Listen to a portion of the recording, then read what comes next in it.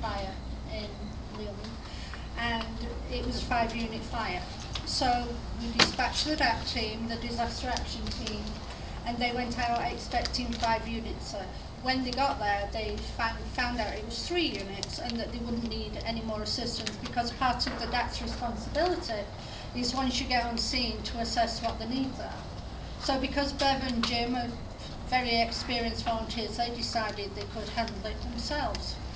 Well, when they arrived on scene, they were also told that someone had passed away in the fire. So this was a really disturbing fire. So immediately they called Janet to let the regional public affairs person know this, because we also gathered some media on scene. So then it was an unusual situation, so they called me and asked me if I could go out. So I get out there probably 25, 30 minutes later. When I got there, half the building was gone, the rest of it was all black. The smell was horrific. There was lots and lots of people hanging about. There was people, the general public, who'd come to see what was happening. Of course, there was the fire department, the coroner, the arson investigators, the police trying to stop people viewing. It was a pretty chaotic scene. So I went and met with Jim and Bev, who were the volunteers, and they'd been talking to Catherine, who was the lady who'd lost her house. The fire started in Catherine's house, and unfortunately that's where her daughter died. So they introduced me to Catherine, who I must say was this little old lady, sat on a chair, and she had her pyjamas on, she was all covered in dirt, and she had her slippers on, and that's all she had left. And she was sat there, and they'd been talking to her. Jim had managed to arrange for her to get medication, because she'd lost all her medication. She was a very astute lady. This lady was 87 years old. And the neighbours were there trying to comfort her. So she wouldn't sign any of our paperwork because she didn't understand it. So one of the neighbours had talked to her granddaughter, who lived up in Michigan, and she was going to fly down that night. At this time, we didn't realise that the granddaughter who was flying down was the daughter of the mother who was deceased. So Catherine was extremely upset because she was sat out there in her pyjamas. The next door neighbour said she would go and get her some clothes, so that's what she did. We arranged a hotel for her, but then Catherine was also upset about that because she didn't think they'd let her in the hotel in her pyjamas. I mean, she was such a sweet little old lady, and I know that's not politically correct, but she was like my mum, so, you know. So anyway, the neighbour took her to the hotel, and we followed. We wanted to make sure that she had some food to eat, and, you know, make sure that the room was okay and everything.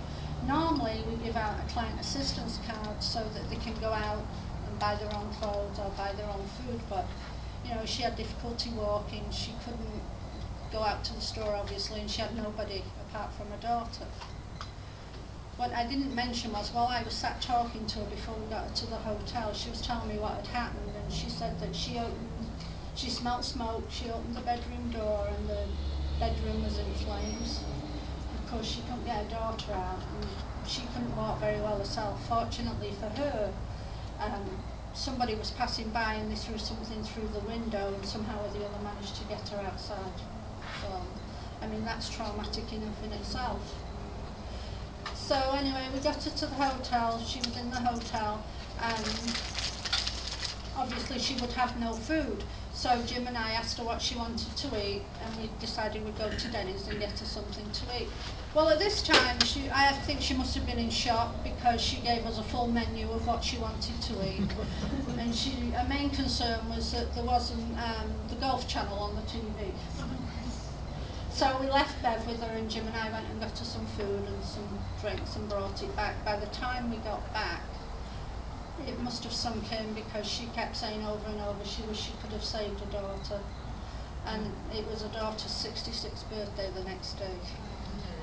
It was really, really sad. her granddaughter was due to fly in that night. Catherine was really upset because she'd had to sign the paperwork at the front desk, so the volunteers took the time explaining to her that, you know, the Red Cross was responsible for it, she wasn't going to be paying for it. So then, it's now about 7 o'clock-ish, so the neighbours came back with the clothes and they were going to stay with us, so we left. Jim, the DAT leader, was really concerned that they might not get up early enough in the morning for breakfast. So he was going to ring them in the morning to make sure they got down to the hotel, to the lobby for breakfast.